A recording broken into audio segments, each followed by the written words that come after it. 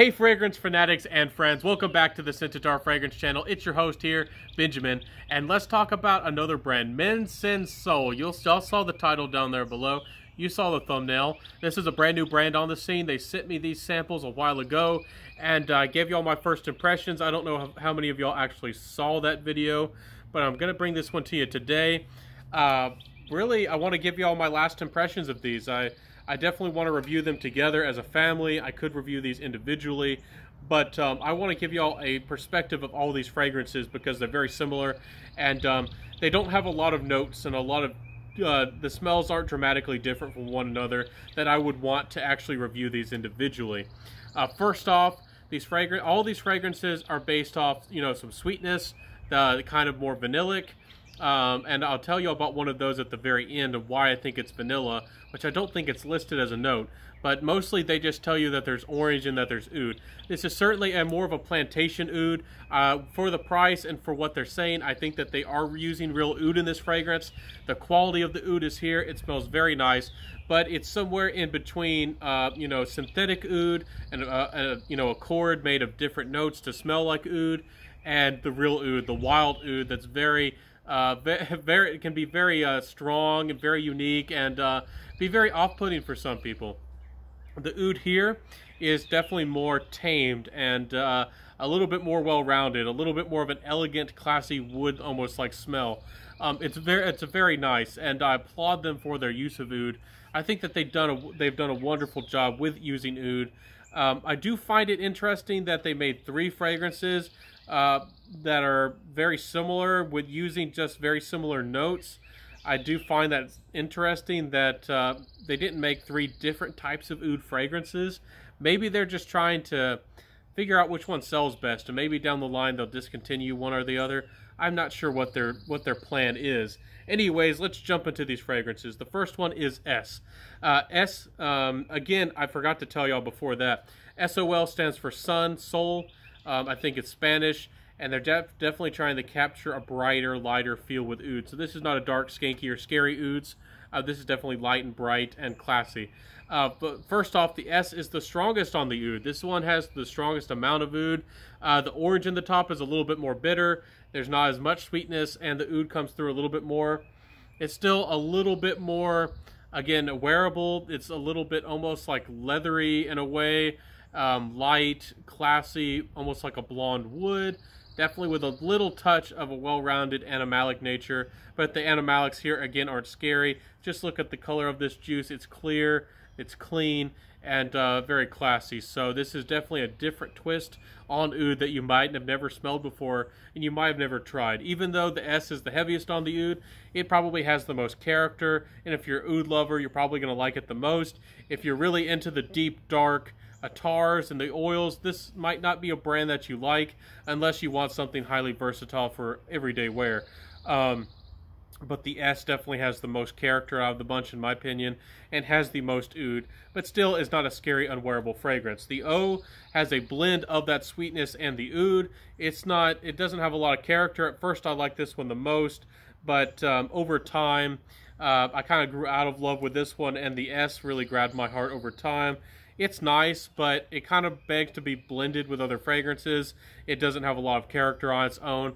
It doesn't have sweetness, as a character or as a big part of the fragrance with the style, and it doesn't have the oud, so it's somewhere in between. I think the O has the least amount of character out of the bunch. The L is the sweetest, and again, these are very similar fragrances, and that's why I'm reviewing them together. This one has less of the oud. There is a good amount of the orange, but there definitely is more of a vanilla-like sweetness that comes through with the L. If you're interested in this brand for the average person out there, especially the ladies, I would definitely recommend that you probably would like L the most. It definitely is more sweet, more mass appealing, and a little bit easier to wear for the average person. But again, these aren't scary fragrances. These aren't hard to wear whatsoever. They're pretty nice. Overall, with the performance with all of these, These were 7, maybe 8-hour fragrances. They were kind of like 7 hours on my skin. They did linger on kind of like as a light musk for a long time, but I don't like to mention the performance of something on my skin. If it's just a skin scent and you can barely smell it, even if it hangs on and lingers on forever and ever and ever, I don't like to mention the performance. I like to tell you all about when it's like kind of noticeable. So after 7 hours or so, this is not very noticeable on me whatsoever, but it is a nice smell, and overall they're pretty darn good. The S projects the most. The O is kind of average in the middle of having, you know, projection and sillage, and the L has the best sillage of the bunch, but probably has a little bit less projection. All of these fragrances are highly versatile, 24/7 all year round. Definitely in air-conditioned environments, you could wear these all year round, long, any conditions. But if you're out in the high heat, even though these are highly versatile, these are going to do very well for oud fragrances, but still might not be the best for 90 or 100 degrees Fahrenheit. And for the harsh cold conditions, I don't think that these are going to stand up to, you know, very cold conditions, 30 or below Fahrenheit, you know, freezing. So interesting fragrances. I don't know of a lot of orange versatile fragrances in general like this. There's very few, and especially orange oud fragrances. Very interesting, very well done. I like the classiness, I like the smell of these, and I definitely like the modern classy qualities about these fragrances. Does it sound like I'm too positive because I'm about to hit these fragrances hard? Compliment factor wise, real quick, they get noticed in a really positive way. They do get noticed. They don't have people begging for attention, chasing me down, but they do smell classy and upscale, and they do have people kind of interested, like, what is that? And they kind of like the smell, but they do think it's quite a little bit exotic.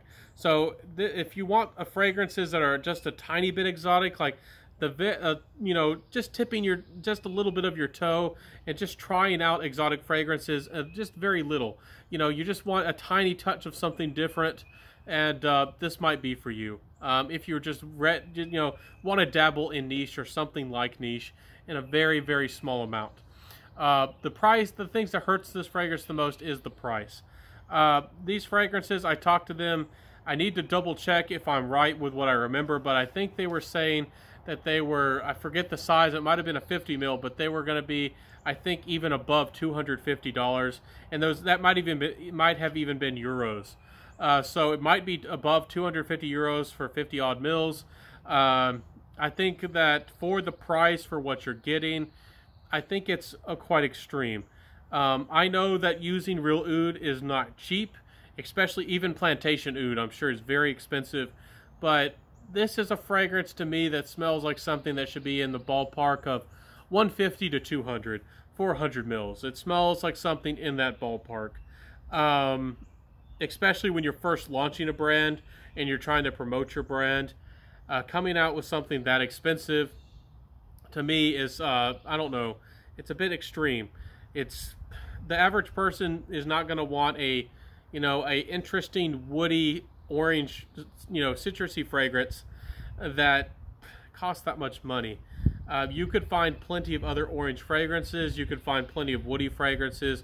You could layer interesting woody fragrances with orange fragrances. But I do like the smell of these. Maybe one day I would buy one of these if it was more in the $150 range. But I've found some amazing oud fragrances, some wearable modern ouds. Enrico GI, when they went on sale for 100 mils for 30 odd dollars. So I guess I'm spoiled for choice. Again, if they were to lower the price to $150, or even if these were $125 a bottle, I would probably recommend them as a pretty nice option. But for 250 euros, maybe even only 250 for 50 mils, no, I'm not going to recommend these. I'm not going to recommend this fragrance for that price. I'm sorry. So take this with a grain of salt. Try these out if they sound interesting. These could be very nice for a classy, effortless, interesting, woody kind of fragrance. If you're a gentleman or even a gentle lady, I think that the ladies will like the L the most. I think the guys will like the S the most. And maybe, you know, somebody who wants something a little more inoffensive and more safe might like the O. But anyways, interesting fragrances. Interesting concept and idea. I don't know how successful this brand is going to get, or if they're going to do well at all, honestly. But please like, comment, subscribe, hit that notification notification bell down there below. I'll see you next time, my friends. Wear what you love, rock what you got, and have a good one.